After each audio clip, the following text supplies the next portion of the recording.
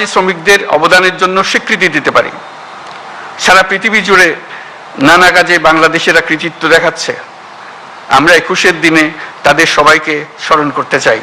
মাত্র 6 মাস আগে জুলাই অভ্যুত্থান জাতিকে এক ঐতিহাসিক গভীরতায় ঐক্যবদ্ধ করে দিয়েছে, যার কারণে আমরা অর্থনৈতিক, রাজনৈতিক, প্রাতিষ্ঠানিক এবং মানবিক দিক থেকে বিধ্বস্ত এক দেশকে দ্রুততম গতিতে আবার উদ্দিষ্ট গন্তব্যে পৌঁছানোর জন্য তৈরি করার প্রস্তুতি নিতে সাহস খুঁজে পেয়েছি।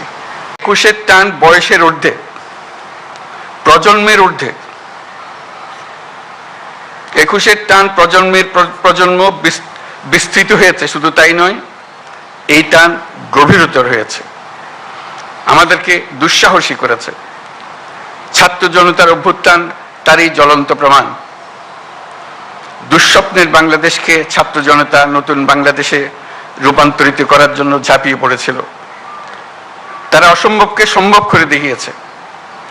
আমাদের তরুণ তরুণী, কিশোর কিশোরী রাস্তার দেয়ালে দেয়ালে তাদের স্বপ্নগুলো, তাদের আকাঙ্ক্ষাগুলো, তাদের দাবিগুলো অবিশ্বাস্য দৃঢ়তায় এঁকে দিয়েছে। আমাদের রাস্তার দেয়াল এখন ঐতিহাসিক দলিলে রূপান্তরিত হয়ে গেছে। এগুলির স্থান এখন আমাদের বুকের মধ্যে এবং জাদুঘরে হওয়া ছাড়া আর কোনো বিকল্প নেই। আমি অভিনন্দন জানাচ্ছি বইমেলার উদ্যোক্তাদের। তারা এই দেয়াল চিত্রগুলো মেলায় আসা এবং যাওয়ার পথে সুন্দরভাবে উপস্থাপন করেছেন।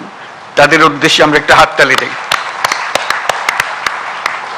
একাডেমি আয়োজিত বইমেলা আমাদের জাতীয় জীবনের এক অবিচ্ছেদ্য অংশে পরিণত হয়েছে। ক্রমে ক্রমে এর গুণগত আয়োজনগত বিবর্তন হতেই থাকবে।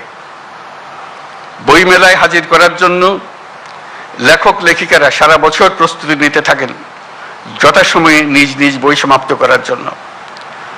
প্রকাশকরা অনেক আয়োজন করেন নিজেদের বইগুলো যথাসময়ে হাজির করার জন্য, গুণগত প্রতিযোগিতা সৃষ্টি করার জন্য এবং আগ্রহ বাড়ানোর জন্য।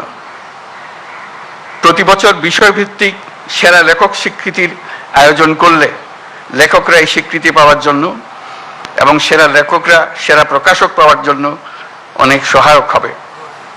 আমি এই প্রস্তাব দিচ্ছি।